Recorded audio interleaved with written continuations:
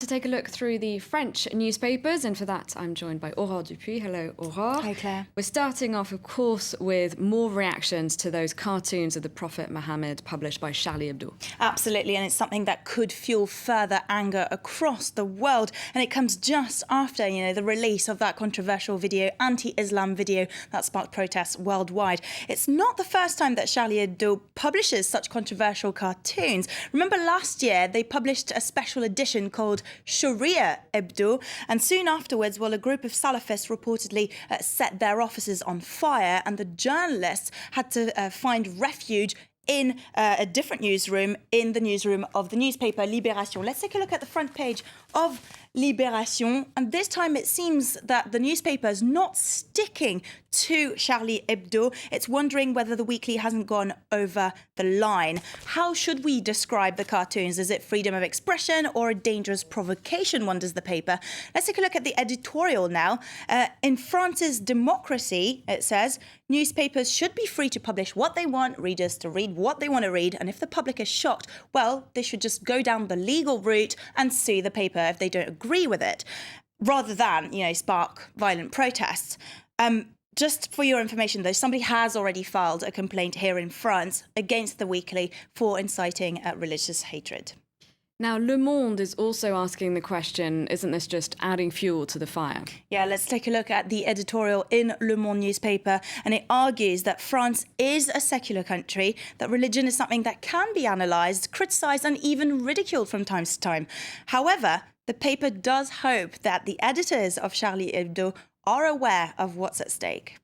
Moving on to the French edition of the Huffington Post, it's not mincing its words. It seems completely against Charlie Hebdo's decision. Absolutely, quite a harsh opinion piece there. It says, I quote, Charlie, it ain't funny. Charlie Hebdo is known for its incorrect, provocative, outrageous content, and it has to shock and sting. But this time, it's just using freedom of expression as an excuse, says the Huffington Post. It has "by me" written all over it.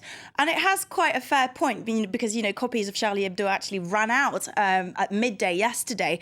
So according to the Huffington Post, that was just an opportunity for the weekly to sell and to make profit.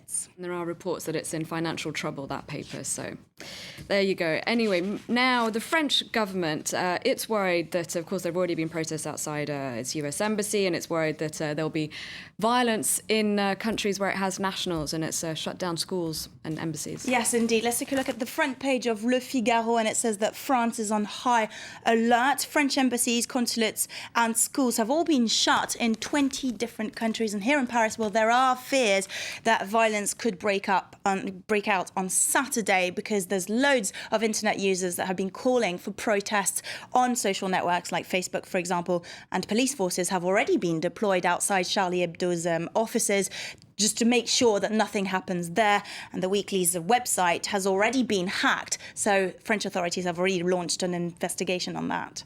We're going to move on to something completely different, but very worrying as well, and that's Le Parisien. It's published a research carried out here in France on genetically modified crops, and there are some worrying findings. Absolutely. Scientists spent 2 years feeding 200 rats with GM maize, and they found that the rats died prematurely with tumours, liver and kidney problems. So for human beings, that could be extremely dangerous, according to those scientists, because the meat, the eggs, the milk that we drink or eat can come from animals that eat GM crops. So it could be worrying, because an estimated 450 million Europeans eat food products that are linked to GM crops. So the French government has called for an inquiry. We can now take a look at a cartoon still in the same newspaper, in Le Parisien, that wraps up this situation quite well. You can see 2 rats there.